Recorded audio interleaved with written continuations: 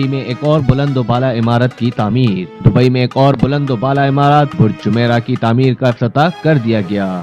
عرب اخبار کے مطابق 500 میٹر بلند عمارت برج جمیرہ کا پہلا مرحلہ 2023 میں مکمل ہوگا۔ برج جمیرہ سمندر میں تعمیر شدہ برج العرب کے قریب تعمیر کیا جائے گا۔ دبئی کے حکمران اور متحدہ عرب امارات کے نائب صدر شیخ محمد بن راشد ال مختوم نے برج جمیرہ کے تعمیراتی کام کا افتتاح کیا۔ برج جمیرہ کی بنیاد پر شیخ محمد بن راشد مختوم کے فنگر پرنٹس کی شبیہ ہوگی۔ اگلے سال برج خلیفہ سے بھی بلند دبئی کریک ٹاور کی تعمیر مکمل ہو جائے گی، جس کی 200 سے زائد منزلیں ہوں گی۔